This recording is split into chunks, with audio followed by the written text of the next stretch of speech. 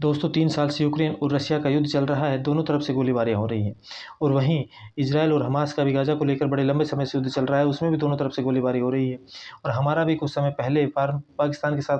थोड़ा-सा warm up हुआ था, उसमें भी विस्फोटक पदार्थों का इस्तेमाल किया गया था। लेकिन इन सभी के चलते ओज़ोन परत को और हमारे पर्यावरण को कोई भी खतरा नहीं है और कोई भी प्रदूषण नहीं हो रहा है। लेकिन अब हमारी दीपावली आ गई है और दीपावली पे जैसे ही थोड़े बहुत बम पटाखे चलेंगे, फुलझड़ियाँ चलेंगी, तो उससे ओज़ोन परत को और एनवायरनमेंट को बहुत बड़ा खतरा हो जाएगा और ओज़ोन परत में बहुत बड़ा छेद हो जाएगा, जिसके कारण हमारे बुद्धिजीवी लोग इस ओज़ोन परत के इस पार से उस पार जाकर सारा सर्वेक्षण कर लेंगे, सारी जाँच कर लेंगे और बता देंगे कि ओज़ोन परत को दीपावली के पटाखों से कितना बड़ा खतरा हुआ है।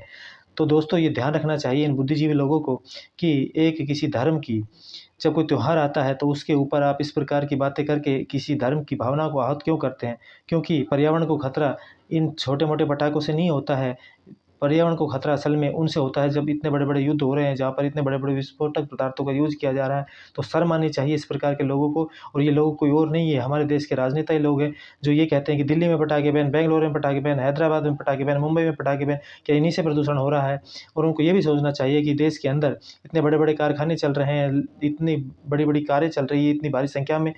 वाहन चल रहे हैं, उनसे कोई खतरा नहीं है। लेकिन केवल एक दिन जब हिंदू धर्म का कोई त्योहार आता है तो उसके ऊपर उनको जश्न मनाने के लिए थोड़ी बहुत आतिशबाज़ी करनी होती है, तो उसके लिए उनको पर्यावरण का दुश्मन ज़िम्मेदार ठहरा दिया जाता है। ऐसी लोगों की भावनाएँ हमारे देश में है कि किसी एक धर्म के त्योहार को भी ढंग से नहीं मनाने दिया जाता है और उसमें भी कह दिया जाता है कि आपके ऊपर ये करने की पाबंदी है, ये करने की पाबंदी है। ऐसा नहीं होना चाहिए, सभी धर्मों का सम्मान करना चाहिए और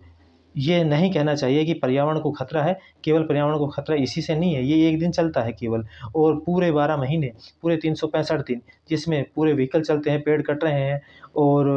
पूरे वाहन चल रहे हैं, उद्योग कारखाने चल रहे हैं, उनसे कोई खतरा नहीं है। लेकिन केवल किसी विशेष धर्म के लोगों का एक दिन त्योहार आने के कारण ही पर्यावरण खतरे में आ जाता है, ऐसा संभव नहीं है। लोगों को समझना चाहिए और इस प्रकार के बुद्धिजीवियों को बातें करने से पहले बचना चाहिए। अगर आप मेरी बात से सहमत हैं, तो कमेंट सेक्शन में ज़रूर बताइएगा और हमारे चैनल को सब्सक्राइब ज़रूर कर लीजिए।